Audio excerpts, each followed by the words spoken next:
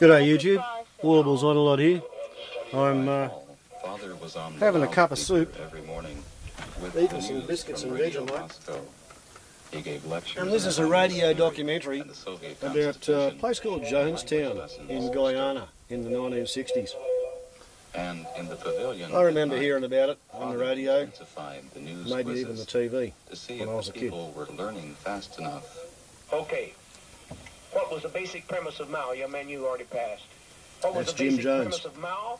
Mao Tse-Tung said there's only one way a revolution can come. Do you know, Millie? Hold it now. How did Mao Tse-Tung say the only way you can bring a revolution and keep it? Well, the only way I think you can keep it by being peace and being honor. Oh, shit, being peace. Mao Tse-Tung said that? Oh. No. He's the head of China. He's the head of the revolution of China. He marched 6,000 people on the line. He's been on a long march. I had my mind on something else. Okay, then what did he say? There's only one way you can bring about a revolution for the people. Only way you can bring it on is by killing. Well, yes, that's okay. I'm going to let you pass it. But what did he say? He had a nice little phrase that everybody should know. Change only comes, look how the seniors got it. Change comes through by a barrel of gun. That's right, senior. That's good. Because you, by rights, would have every reason to forget something. Change must come through the barrel of a gun, said Mao Tse-Tung. This place would be a paradise tomorrow if every department had a supervisor with a submachine gun. There'd be no shit here, right? Two people came to Jonestown to celebrate the epic nature of the noble experiment. One was the temple's greatest supporter back in California, Mark Lane, Dr. Mark Lane, his father called him. The other, Donald Freed, a playwright and novelist, who told Father he and the Jonestown struggle It's free-to-air radio. Subject for a Hollywood movie. You know, to get on that train in Georgetown, and it's ABC, Australian Broadcasting Commission, Radio National. But you go there, and you're in the 19th century until you stop right down there. 13 minutes to 2. Into here, and you don't just come up to the 20th century. You're in the future all of a sudden. And so it's a big move. The people of Jonestown thought about the future a lot. Father kept them confused and hoping. They knew, though, that they would not be going back to America. Very late one night, Father called one of the seniors up to the stage, a man who had made the mistake of telling friends about wanting to make just one more visit home. How many witnesses to him saying that he wanted to go back to the States? He said, I really want to get away from him by Christmas. This is actual recordings of what happened in Jonestown. That may be true. By Christmas, do you want to be gone? This is not actors. By Christmas, do you want to be gone? These people were such megalomaniacs, they kept recordings. Could I go home to make a trip to see my people? By Christmas, you'd like to be gone. I would like to make a round trip ticket. You have listened here many times to what I said, and I do not intend now to repeat myself. I have established myself on this proposition unequivocally clear, and I have now moved from an administrative socialist office into the office of savior. Now, you find this humorous. I have the power to send you home by Christmas, but it's not on Transworld Airlines. Do you want to go home? Oh. Well, then be seated and shut your mouth and don't be in my face anymore. I'm on the men. Insecticide, do something about these flies. I thank you. I love you. In major supply when we see. In the last month, Father became desperately sick. He seemed scared. The snakes that can make your leg nothing but a mass of open ulceration, second and right causes, and your eyes go blind and to be paralyzed. Snakes that kill within 3 hours or 20 minutes. Crocodiles that devour you in one gulp. I thank you. I love you. The fever stayed and got worse. The fungus honeycombed his lungs. So I'm asking you to be extremely careful. We advise you to follow that procedure 1,000%. Thank you very much. His diabetes gave him terrible headaches, made him dizzy. His hands and wrists were swollen to clown-like proportions. His blood pressure soared to the stroke level. I am very emotionally disturbed with another traitor who has stolen our money. They will die. I declare unto you, I will not stop until every last one of them is dead, and I'm a long way from death, even though I was 3 minutes dead. The wages of sin is death. Way from death. He had lost 40 By their pounds. works ye shall know them. If nothing happened, he would soon die of natural causes. For the third time running, someone has tried to poison my food. He wanted We it on a haven't go. studied them under the microscope. What kind of beast do we Not nearly have? 1,000 The addiction had begun in late summer, to escort him into the starting with afterlife. brandy and quaaludes, then injections of tranquilizers Havy's and path for him. antidepressants. Father thought he had cancer, so he started taking powerful antibiotics as well, destroying any natural defenses his body had left. I'm a long way from death. His speech slurred, his mouth was dry. He licked his lips constantly. Most of the time he lay in his bed, drugged, naked, delirious. Father looked... Hitler used to take uppers when he got out of bed, and downers to go to sleep when he wanted to quit. Instilled in some of the people a desperate desire to escape. In others, the will to commit suicide. Suicide before Father wanted it to happen. If you feel suicidal, I may be able to lift certain burdens. Don't be so silly as to lay your life down to give the fascists a laugh and the newspapers a headline. Please, if you can't relate to that, relate to the Wilmington 10 or Steve Biko. A congressman was coming. And they've got a congressman they want to come in who's close to the member of the John Birch Society just to drop in, and my opinion is to tell them to stick it. Leading a real invasion, real enemies, including the newsmen and the concerned relatives. Father said the Congressman This is a genuine fair was dinkum death fascist cult, isn't it? dictatorships and racism. The Congressman Not like was poor wicked. old Antinatalists. They're not actually a death cult. They must be ready. I've got to be involved in the radio room They're just depressed. at night because of a master plan to try to tear up our right to freedom.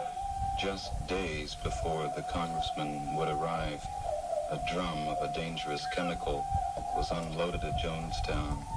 It was quickly stored away in the clinic, but a few of the people saw They it. tell the most horrible tales out of their own nightmares and evil souls.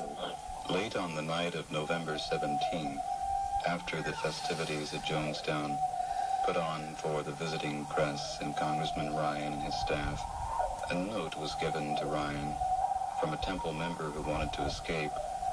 The next day, 14 people asked to leave with the congressman. A televised interview, Father seemed to come apart before a world that watched. Later, Congressman Ryan was attacked by a man with a knife, not seriously hurt, and he soon left with his staff, with the defectors, with the newsmen. A flatbed truck followed into the jungle, carrying the gunmen. Father called them his Red Brigade.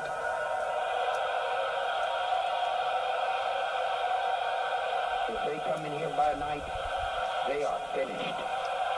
Thank you. Much love.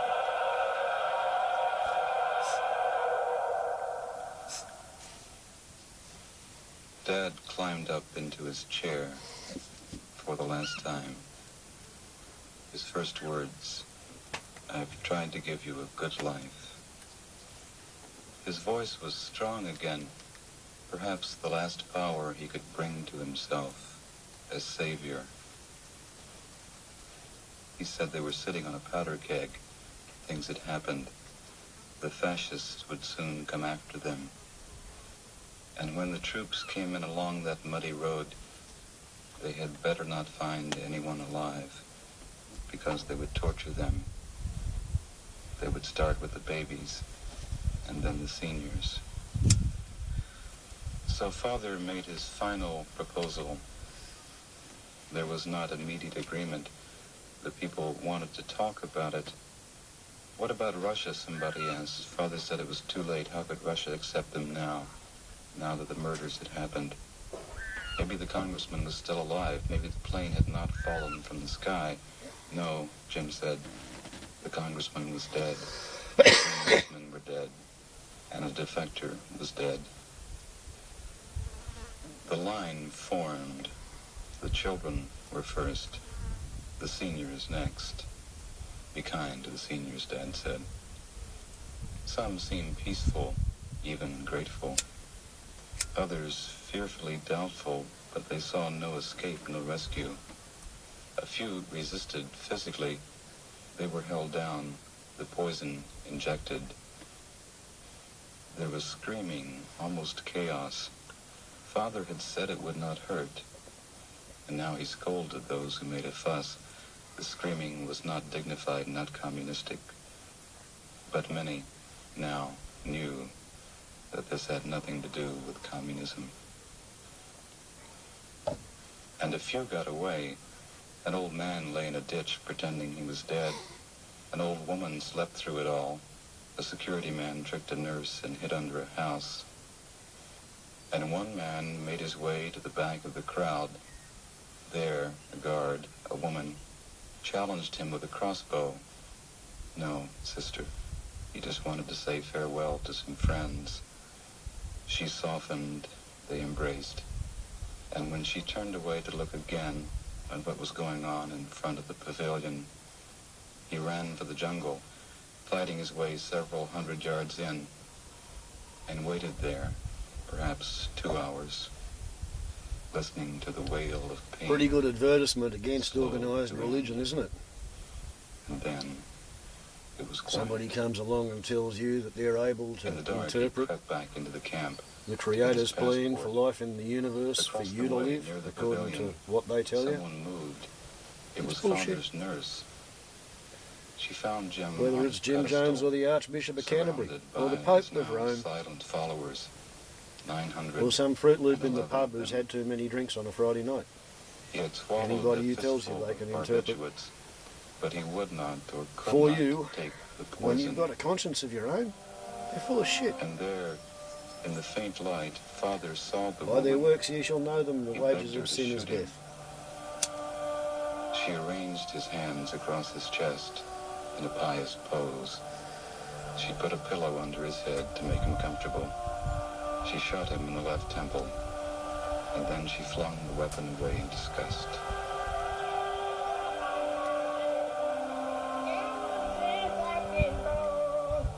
I never heard a man speak like this man before.